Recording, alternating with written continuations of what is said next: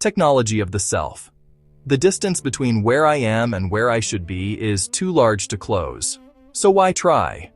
You have felt this, not once, many times, about your body, about your relationships, about money, about the person you intended to become. The gap opened, you saw it clearly, and the clarity itself became the reason to stop. Because once you can measure how far you have fallen, the distance becomes the argument against starting. This is not weakness. This is not failure of character. This is a rational response to a specific architecture, an architecture most of us inherited without knowing it. Debt logic.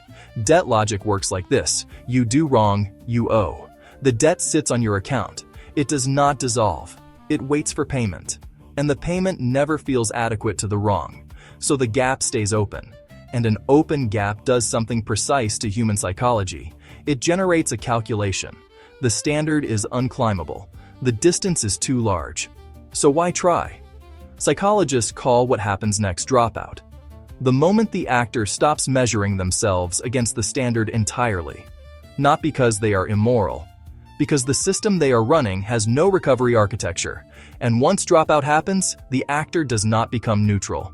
They become ungoverned. The internal moral ledger closes. Behavior is now regulated only by appetite, social pressure, fear of consequence. All three are weaker and less consistent than internalized moral agency. So the system trying to produce good behavior by raising the cost of bad behavior produces the worst possible outcome, an actor with no internal governor at all. This is the paradox of punitive moral architecture. Maximum consequence produces maximum dropout, produces minimum accountability. Every moral tradition built on debt logic has produced this failure mode at scale. In the 7th century, in a desert, a behavioral operating system was built that solved this problem, not by accident, with a precision that only becomes visible when you examine the mechanisms one by one. Every civilization that has ever existed tried to solve the same problem. How do you build a human being who does not collapse under failure?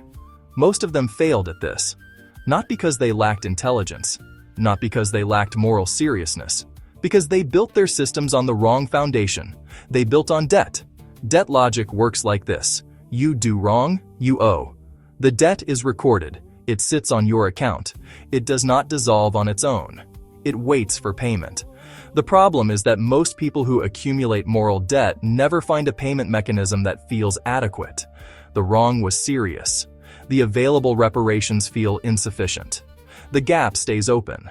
And an open gap does something specific to human psychology. It generates a calculation. The distance between where I am and where I should be is too large to close. So why try? Psychologists call this dropout. The moment an actor decides the standard is unclimbable, not because they are immoral, because they are responding rationally to a system with no recovery architecture. Once dropout happens, the actor does not become neutral. They become ungoverned. The internal moral ledger closes. Behavior is now regulated only by appetite, social pressure, or fear of consequence. All three of those regulators are weaker and less consistent than internalized moral agency. So the system that was trying to produce good behavior by raising the cost of bad behavior has produced the worst possible outcome, an actor with no internal governor.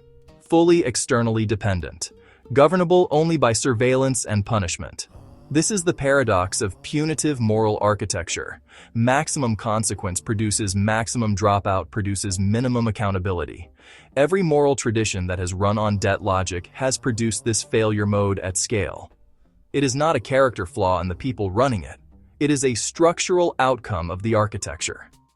In the 7th century, in a desert, a behavioral operating system was built that solved this problem. Not by accident, not by inspired guesswork, with a precision that only becomes visible when you examine the mechanisms one by one. The first mechanism is niyyah, intention, and it operates at a layer most moral systems never reach. Before the act, before the word, before any movement in the world. At the moment of internal formation, the accounting works like this. You plan something good. Before you move a muscle, before any external evidence of your intention exists, one full good deed is recorded. The intention itself is already a completed act. You plan something bad. Nothing is recorded. The bad intention sits in suspension, inert, weightless. It has not become anything yet. It is potential energy waiting to see what you do next. This asymmetry is not accidental. It is load-bearing. The system is tilted toward the positive at the earliest possible moment, before behavior, at the level of orientation. Now watch what the execution layer adds. You follow through on the good intention.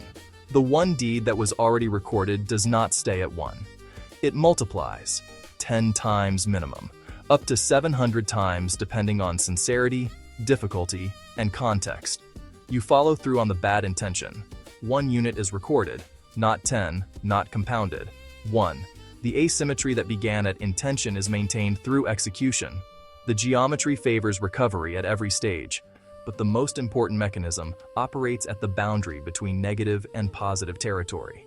And this is where the architecture reveals its deepest intelligence. You intended harm. Something stopped you. Maybe conscience, maybe circumstance, maybe a moment of clarity. You did not act.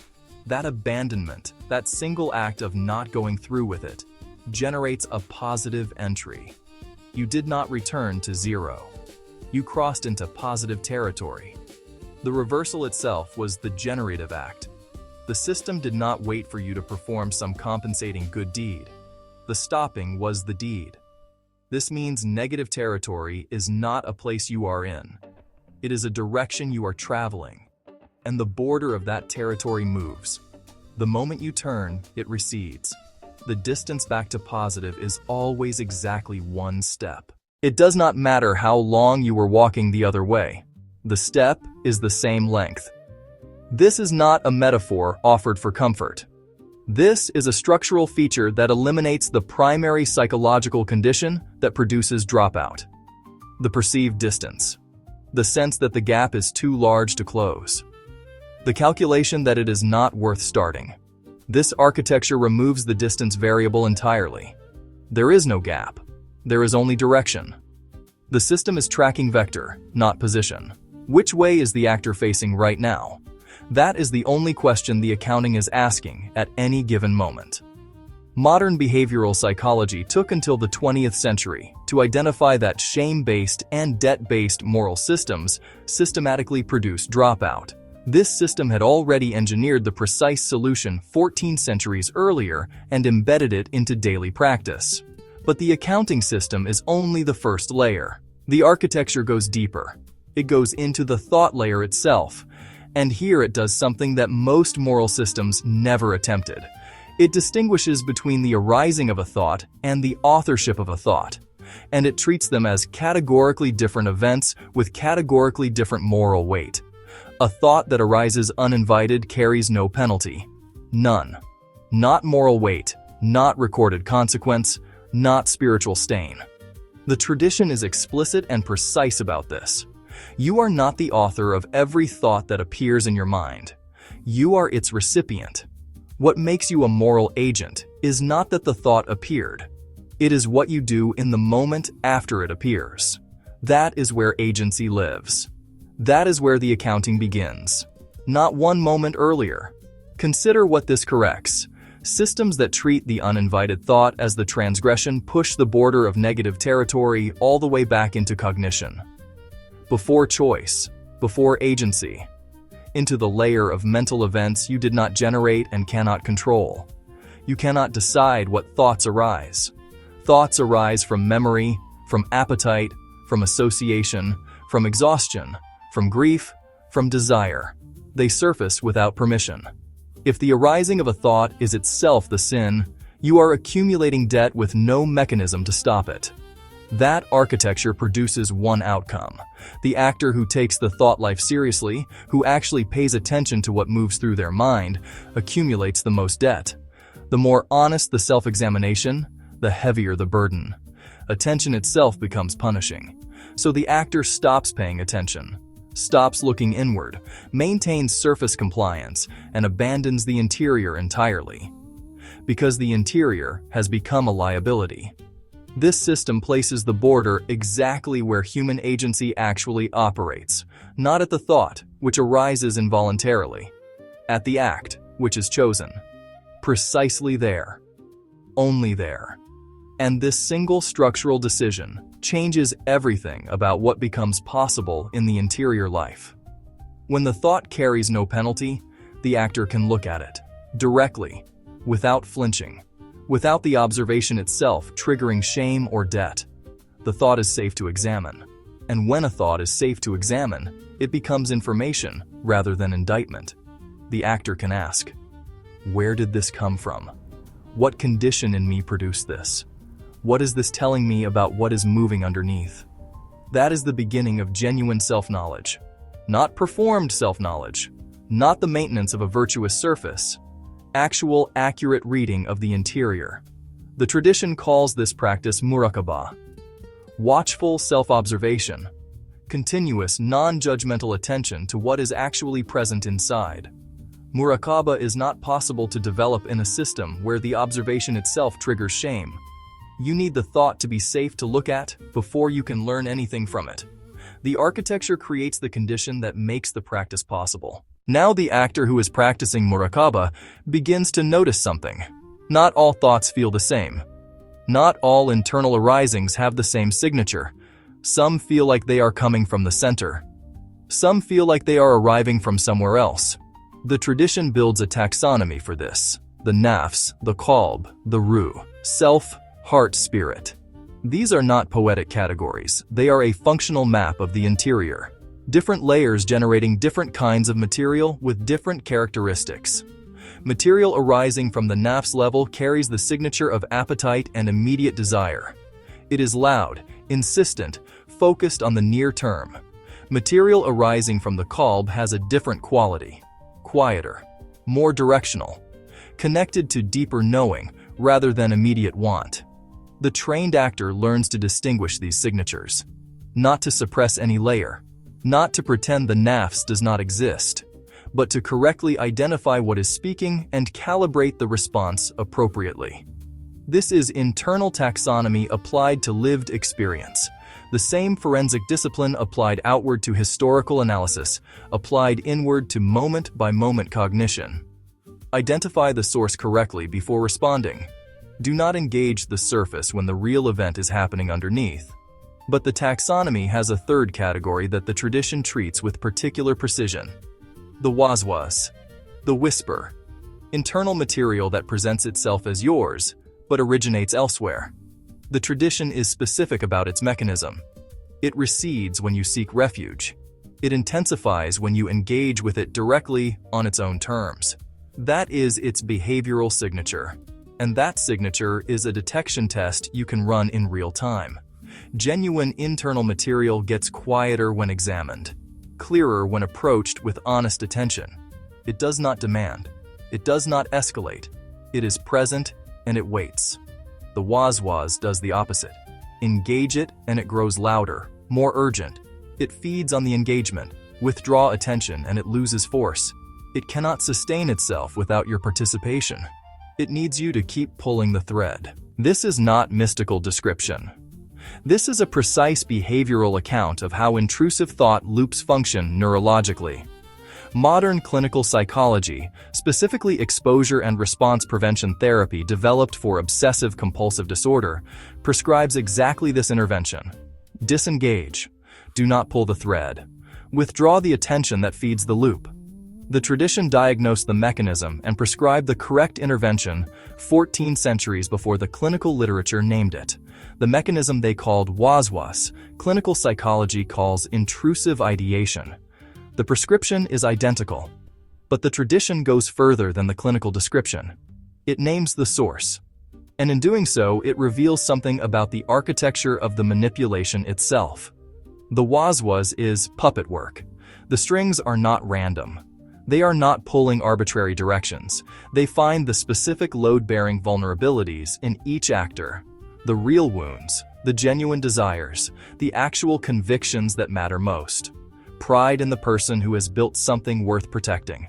Despair in the person already near the edge of giving up. Righteous anger in the person with legitimate grievances that have never been addressed. Desire in the person whose appetites are strong and honest. The manipulation is bespoke, tailored to the specific architecture of each actor. And it uses real material. Your actual wound, your genuine desire, your real conviction. That is why the string is invisible. It is woven from your own fiber. The thought that arises does not feel foreign, because it is drawing on something that is genuinely yours. The puppetry is not replacing your material with something alien. It is taking your material and pulling it in a direction that serves something other than you. This is the sophistication of it. And this is why self-knowledge is not optional in this system. It is the counter-puppetry mechanism. The only defense against a string woven from your own fiber is knowing your own fiber precisely enough to feel when it is being pulled rather than moving on its own. Know your pride precisely, not to eliminate it, to know its natural signature so you can feel the difference between pride expressing itself and pride being activated by something external that benefits from your response. Know your wounds precisely, not to perform healing. To know what grief feels like when it is being processed versus what it feels like when it is being instrumentalized. The difference is real, and it is feelable once you have mapped the territory. Know your genuine convictions precisely. Because the manipulation of someone with legitimate grievances does not manufacture false grievances. It takes the real ones and channels them toward responses that serve the manipulator rather than the person with the grievance. The tradition calls this practice muhasabah, self-accounting, regular, rigorous internal audit, not as punishment, as cartography. You are mapping your own interior so that you know it better than anything trying to navigate it from outside. And now the accounting system and the interior map connect into something complete. Each time the actor correctly identifies a string and does not pull it, two things happen simultaneously. A positive entry is recorded, and the capacity to make that identification is marginally strengthened. The muscle grows from use. The actor is not just accumulating credit in an abstract ledger. They are building the actual neurological architecture that makes future correct identification easier and faster. The resistance is self-reinforcing. The struggle is generating the capacity that reduces struggle. Compounding return on the hardest experiences. Not metaphorically, structurally. The tradition and the neuroscience describe the same phenomenon from different vocabularies. There is another layer the tradition names that most moral systems ignore entirely: the ihtisab, the counting of what is invisible. Standard social systems reward visible output, public charity, observable compliance, measurable performance. This creates a specific actor, one who performs well when watched and has diminishing reason to maintain internal coherence when unobserved. The public and private self diverge, not because the actor is hypocritical by nature, because the incentive structure only rewards the public surface. The interior is economically irrelevant in a system that only counts what others can see. Ihtisab changes this at the root. Patience that no one witnesses is recorded. Resistance to an impulse that no one knew you had is recorded. The grief you carried without complaint, the anger you chose not to express, the generosity you performed with no audience, all recorded. This means the interior is always economically relevant. There is no private moment that does not count, which means the actor has continuous reason to maintain coherence when unobserved, not from fear of being caught. Because the unseen event is itself generative. The behavioral output of this over time is an actor whose public and private selves are under continuous pressure to converge. Through incentive, not surveillance. The system does not need to watch you. It has made your own interior the watcher. This is the architecture that produces what the tradition calls tawakkul. The word is usually translated as trust in God or reliance. Both translations are accurate, but neither captures the behavioral configuration it describes. Tawakkul is the state of an actor who has fully internalized that their job is direction and effort, not outcome. Who has stopped attaching identity to results because the accounting system they are running does not primarily track results. It tracks vector. It tracks the invisible. It tracks the interior event that preceded the exterior one. The psychological output of that state is specific and observable. It looks like fearlessness from the outside. The actor takes serious action without the paralysis that comes from outcome attachment. They can absorb serious failure without identity damage because failure was never the primary variable they were measuring. They can re-enter after serious wrong without the shame spiral that produces dropout, because their identity is not built on a clean record. It is built on a practiced capacity to reorient. And that capacity gets stronger every time it is exercised. They cannot be easily manipulated through shame, because shame requires the actor to believe their position is fixed and their debt is unpayable. This actor knows the border moves. One step is always enough. They cannot be easily puppeted through their own wounds, because they have mapped those wounds precisely and can feel the difference between genuine movement and external pull. They cannot be governed only by external surveillance because the interior is already generating its own accounting. Remove the external watcher and the internal one remains fully operational. This is what the system produces at the individual level. Not a person who never struggles, not a person who never wrongs. A person who struggles well, who wrongs and returns, who carries the operating system in their own interior and does not require external infrastructure to run it. That last point is not incidental. It is the civilizational feature. A population carrying this architecture distributed into every individual actor does not require a strong central state to maintain coherence. The operating system is not stored in buildings or institutions that can be destroyed. It runs on the person, and the person carries it everywhere. In the next episode, we zoom out.